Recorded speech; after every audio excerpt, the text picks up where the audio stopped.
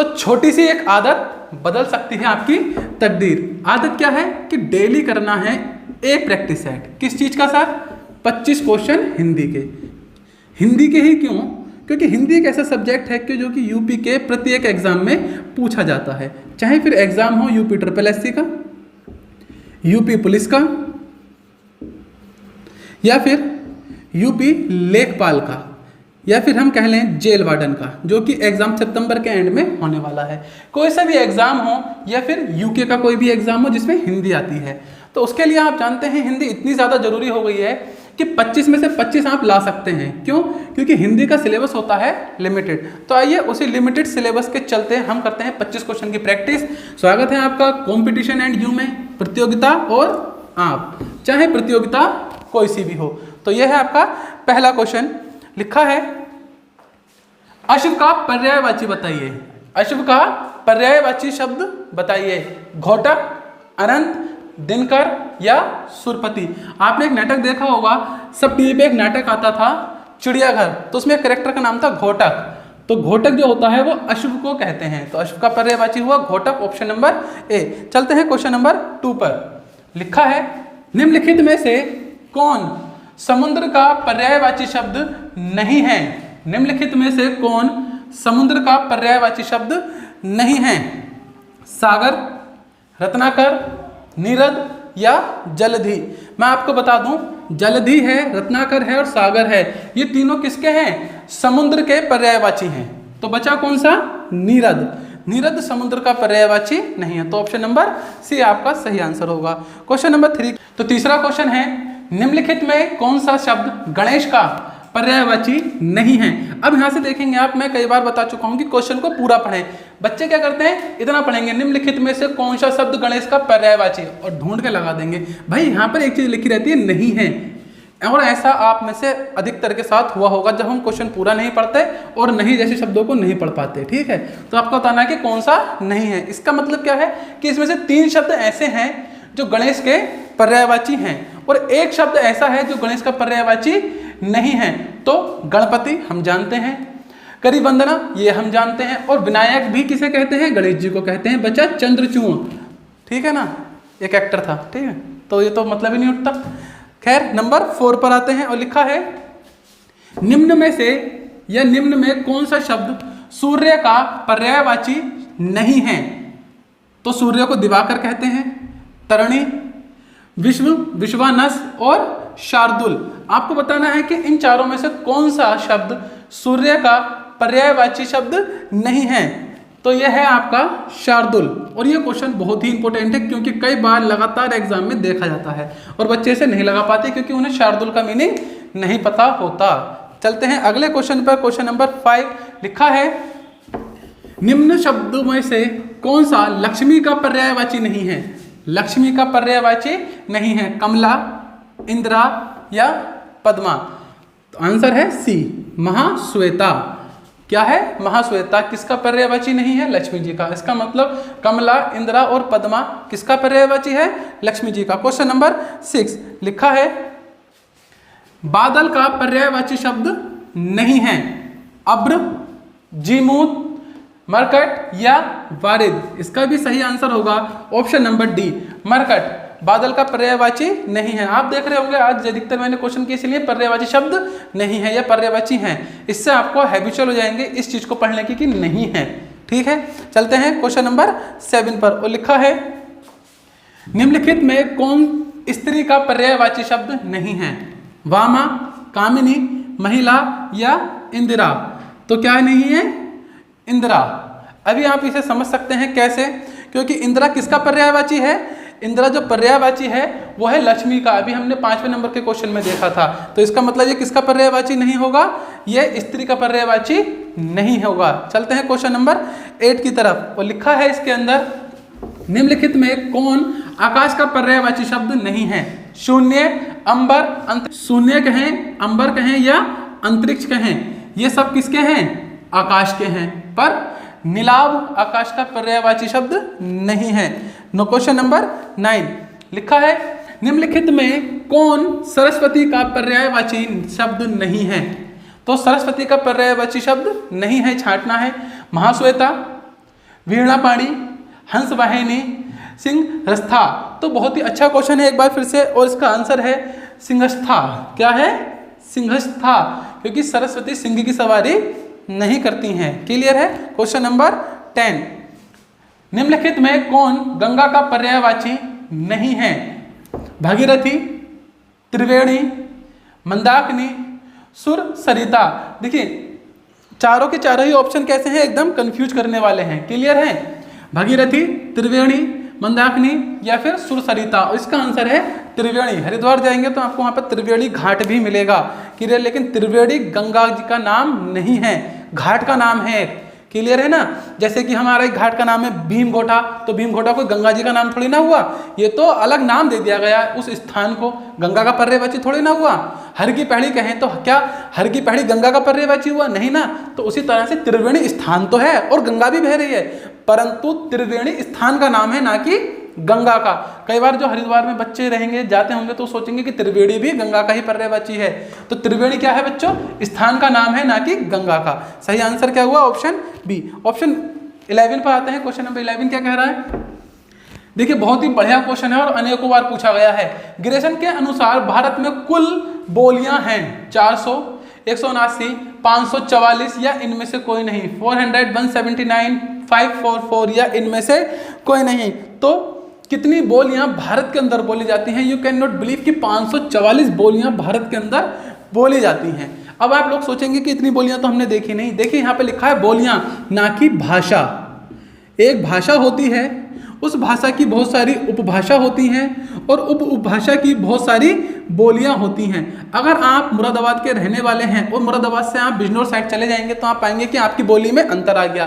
कुछ मेजर अंतर मैं आप लोगों को बता देता हूं। आप यहाँ से चले जाइए मेरठ के साइड या फिर मुजफ्फरनगर के साइड, तो आप बोली में अंतर पाएंगे, है ना। हम बोलते हैं कि तुम्हारा, तो बोलते हैं थारा, समझना, क्या बोलते हैं? थारा। तो देखेंगे लैंग्वेज में क्या है, फर्क है। आप यहाँ यूपी में हैं तो आप बोलेंगे काली दाल, है ना, आप बोलेंगे लौकी। लेकिन आपने मालूम होगा पूर्व साइड में जाएंगे तो पूर्वी साइड में लौकी को घिया बोलते हैं। क्या बोलते हैं? घिया। तो घिया भी तो है तो हिंदी ही ना। भाषा कौन सी है? हिंदी। क्या चेंज हो गई है? बोली चेंज हो गई है इसकी। अलग अलग प्लेस पर अलग अलग बोली। आपके यहाँ बोला जाता है काली दाल। अगर आप राजस्थान में जाएंगे और कहेंगे काली दाल दे दे, तो खाली हाथ घर लौटना पड़ेगा, वो नहीं देगा, क्योंकि वो जानता ही नहीं है काली दाल। हाँ, अगर वो यूपी घूमने आया होगा कभी तो दे देगा थोड़ी बहुत दाल तुम्हें उठा के, वरना काली दाल बिल्कुल नहीं देने वाला वो आपको। चलिए चलते हैं क्वेश्चन नंबर 12 पर। कमेंट में बताना काली दाल को कहते क्या राजस्थान में, ठीक है। क्वेश्चन नंबर 12 लिखा है, दिए गए मुहावरे का अर्थ बताइए। कोड़ी का हो जाना, मुहावरा है कोड़ी का हो जाना, बहुत सस्ता हो जाना, मारा मारा फिरना, धन संपत्ति एवं मान प्रतिष्ठा से रहित हो जाना, उपरोक्त से कोई नहीं। तो भैया बड़ा ही आसान है, बहुत सस्ता हो जाना कि कोड़ियों के दाम मिल रहा है, खरीद लो, सुना है ना। तो बहुत सस्ता हो जाना, कोड़ी हो जाना मतलब बहुत सस्ता हो जाना। क्वेश्चन नंबर 13 बता रहा है, उपवाक्य और वाक्य में क्या अंतर होता है। अभी ये चैप्टर हिंदी में हमने कराया नहीं है, पर इसके अलावा बाकी सारे चैप्टर हो चुके हैं पहले के। आप डिस्क्रिप्शन में जाएं, लिंक दिया हुआ है, सारी क्लासेस लें। डिस्क्रिप्शन में नहीं जाना तो प्लेलिस्ट में चले जाएं, वहाँ भी मिल जाएगा। चालाक तो आप लोग हैं ही। उपवाक्य स्वतंत्र रूप से प्रयुक्त होता है, वाक्य नहीं। उपवाक्य सर्वथा वाक्य से अलग रहा करता है, नहीं। वाक्य का स्वतंत्र प्रयोग होता है किंतु उपवाक्य का नहीं, ये बिल्कुल सही है। देखिए एक होता है उपवाक्य, एक होता है वाक्य। तो उपवाक्य हमेशा वाक्य के ऊपर डिपेंड होता है। क्लियर है? तो ऑप्शन नंबर सी इसका सही आंसर है। क्वेश्चन नंबर 14 की तरफ चलते हैं और लिखा है, कन्नड़ परिवार की भाषा है। हिंदी में एक भाषा कन्नड़ भी आ जाती है, या हमारी भाषाओं में कन्नड़ भी आ जाती है, सॉरी। तो भारोपीय परिवार की, आष्टिक परिवार की, द्रविड़ परिवार की या कन्नौजी की। तो ये आती है द्रविड़ परिवार की। कन्नड़ किस परिवार की भाषा है? द्रविड़। ये वही द्रविड़ है जो जनगण मनगण में बोला जाता है, ठीक है ना। तो कई बार बच्चे सोचते हैं कि क्या द्रविड़ है, तो ये हमारी भाषाओं का भी उल्लेख करता है जो हमारा राष्ट्रीय गान है। चलते हैं क्वेश्चन नंबर 15 की तरफ, जिसके अंदर लिखा हुआ है, सरहद पर कई वीर सैनिक रहते हैं। रेखांकित पद है सर्वनाम, विशेषण, अनिश्चयवाचक सर्वनाम या संख्यावाचक विशेषण। तो एक बहुत ही बढ़िया क्वेश्चन है ये। तो यह है संख्यावाचक विशेषण। लेकिन क्या है संख्यावाचक, क्योंकि कई वीर रहते हैं। कई को हम किस में गिनते हैं, गिनती में गिनते हैं, और वीर हैं और सैनिक हैं, तो सैनिकों की तो गिनती निश्चित है ना कि हम गिन सकते हैं 1 सैनिक, 2 सैनिक, 100 सैनिक, 50 सैनिक। तो कैसा है ये संख्यावाचक विशेषण है, ठीक है ना। चलते हैं अगला क्वेश्चन नंबर 16 लिखा हुआ है, विश्व में कुल लिपियां हैं। लिपियां होती हैं, देखिए दो चीज होती है, एक होती है बोली जो मैं बोल रहा हूं, एक होती है लिपि जो लिखा हुआ है। लिखा हुआ कौन सी लिपि में, देवनागरी लिपि में।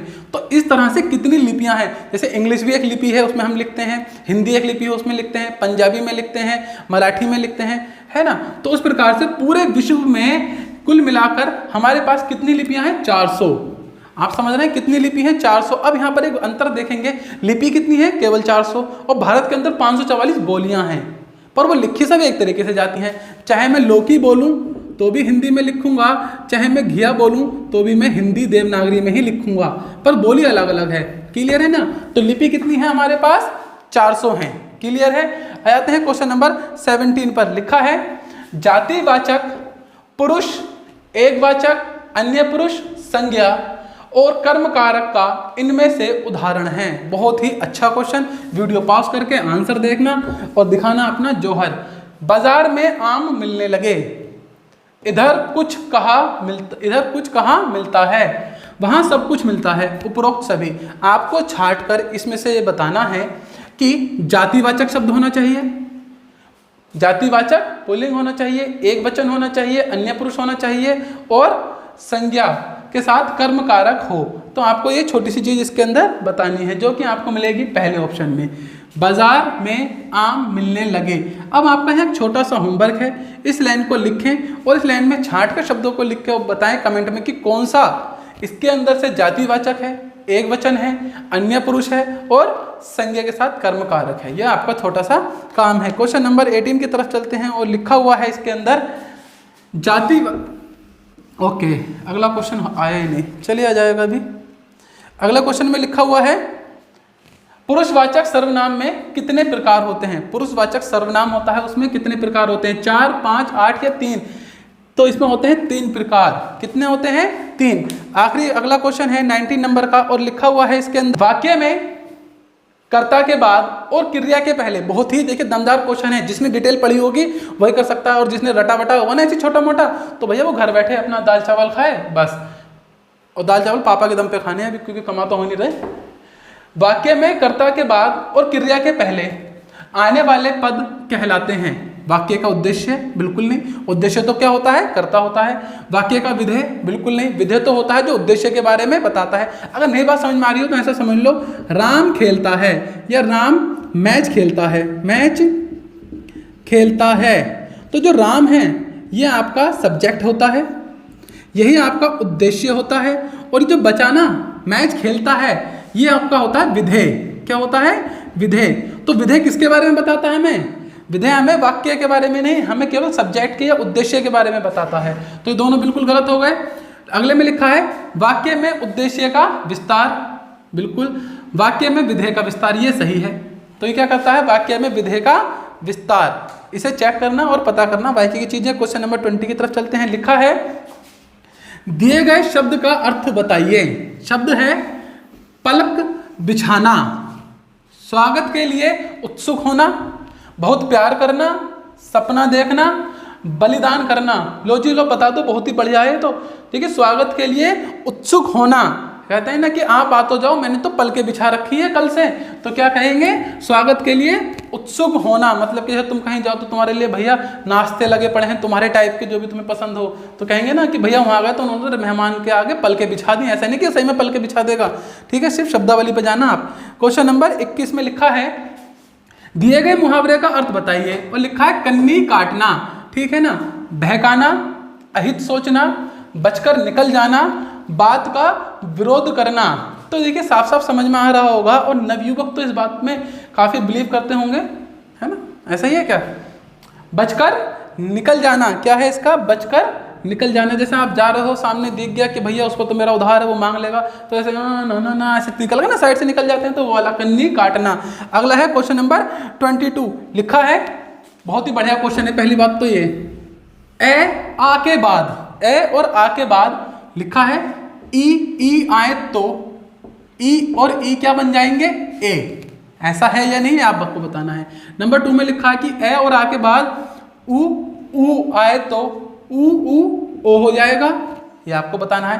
क्वेश्चन किस चीज का है, समझ गए ना, क्वेश्चन है संधि का, पर बहुत ही धांसू तरीके से दिया हुआ है कि लगे कि कुछ क्वेश्चन है। आगे लिखा है री के बाद ए आ के बाद री आए तो अर हो जाता है, तो इसे कहते हैं कूट। अब आपको कूट बताना है। इसे वृद्धि संधि कहेंगे, गुण संधि कहेंगे, अयादि संधि कहेंगे या दीर्घ संधि कहेंगे। अब मैंने जब आपको संधि पढ़ाई थी तो बहुत अच्छे से बताया था कि कौन सी संधि से क्या प्राप्त होता है, और उसी के अंदर मैंने आपको बताया था कि किससे क्या प्राप्त होता है। तो अब आप इसमें से बताइए कि वृद्धि संधि है, गुण संधि है, अयादि संधि है या आपके पास दीर्घ संधि है। तो यह है प्यारे बच्चों गुण संधि, क्योंकि गुण संधि से हमें ए, ओ और अर ये 3 चीजें प्राप्त होती हैं। बहुत ही बढ़िया क्वेश्चन था। क्वेश्चन नंबर 23 लिखा है दिए गए मुहावरे का अर्थ बताइए। मुहावरा है ढेर करना, तो धन संचय करना, खाली जेब होना, मार डालना, अंत कर देना। तो भैया बड़ा ही अच्छा क्वेश्चन है, और बच्चे जहां तक है 2 में कंफ्यूज हो जाएंगे, मार डालना और अंत करना। पर मैं बता दूं ढेर करने का मतलब होता है मार डालना, अंत तो किसी चीज का भी हो सकता है, किसी व्यक्ति का, किसी लाइफ का, किसी काम का, किसी रास्ते का अंत हो सकता है। पर मार डालना, किसी रास्ते को तो मार नहीं डालोगे चाकू लेकर सड़क पर, तो मार डालना मतलब ढेर करना। क्लियर है।